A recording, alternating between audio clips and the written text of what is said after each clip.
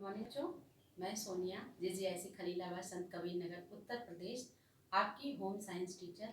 बच्चों, intermediate home science में आपका दूसरा लेसन चल रहा है जिसमें आप संतुलित आहार पढ़ रहे हो। पिछले वीडियो में मैंने आपको बताया कि प्रोटीन की कमी से होने वाले कुपोषण या प्रोटीन की कमी से होने वाले रोग, जिसमें मैंने आपको बताया क्वाशिकार और मैरास्मस नामक रोग जो ज़्यादातर बच्चों में पाया जाता है। इसी क्रम में आगे बढ़ते हैं अब हम आज आपको बताते हैं कि कार्बोहाइड्रेट के कारण कुपोषण, कार्बोहाइड्रेट की कमी या अधिकता के कारण मधुमेह या मोटापा जैसे रोग हो जाते हैं। इसमें मधुमेह कार्बोहाइड्रेट की कमी से शरीर कमजोर हो जाता है तथा थकान रहने लगती है और इसकी अधिकता भी हानिकारक होती है। यदि आहार में अधिक कार्बोहाइड्रेट युक्त भोजन लिया जाएगा तो पेट खराब रहता है, दस्त भी हो सकते हैं तथा मधुमेह रोग की संभावना बढ़ जाती है। तो बच्चों, जैसा कि आप जानते हैं कि डायबिटीज में सिर्फ जो है मीठा या फैट ही नहीं बल्कि कार्बोहाइड्रेट पर भी नियंत्रण रखने की जरूरत होती है।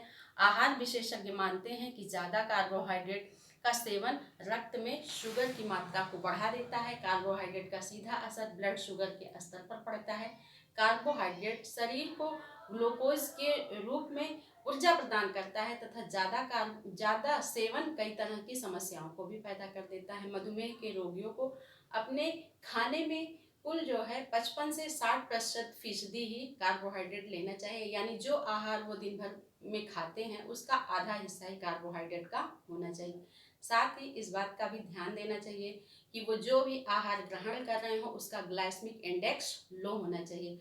मधुमेह रोगियों को खाने में लो कार्बोहाइड्रेट युक्त भोजन करना चाहिए जिससे उनको भूख कम लगती है और उनका वजन नियंत्रित रहता है। इसके लिए वो अपने आहार में हरी सब्जियां, काला चना, ब्राउन राइस और अंडे का सफ़ेद हिस्सा अगर उनको पसंद है तो वो ले सकते हैं। वो अपने खाने में राजमा को भी शामिल कर सकते हैं। बच्चों, इसी तरह से जो मोटापा होता है, जब व्यक्ति भोजन के रूप में आवश्यकता से अधिक ऊर्जा ग्रहण करता है तो शरीर में वसा का संचय बढ़ जाता है और इस कारण मोटापा हो जाता है, जिससे व्यक्ति अनेक रोगों का शिकार हो जाता है। और यदि व्यक्ति अपने आहार में कार्बोहाइड्रेट का अधिक उपयोग करता है तो मोटापे की समस्या तो बढ़ ही जाती है। मोटापा सिर्फ देखने में ही नहीं बल्कि कई बीमारियों की जड़ भी होता है। मोटापा आपके शरीर के साथ साथ आपको भी प्रभावित कर देता है और मोटापे के कारण छोटे छोटे कार्यों को करने में, जैसे सांस फूलना, पसीना आना और शरीर के अलग अलग हिस्सों में सूजन हो जाता है। शरीर के विभिन्न भागों में वसा जमा हो जाती है जिसके कारण जो है व्यक्ति बहुत परेशान रह जाता है शारीरिक रूप से। इसके अलावा मोटापे से टाइप 2 मधुमेह की भी संभावना बढ़ जाती है जिससे हृदय रोग की भी संभावना में बढ़ोतरी आ जाती है। तो हमको जो है अपने आहार नियोजन करते समय अपने आहार में कार्बोहाइड्रेट की मात्रा को संतुलित रखना चाहिए, ना तो बहुत कम लेना चाहिए ना ही बहुत अधिक लेना चाहिए। इसी के साथ धन्यवाद, नमस्कार।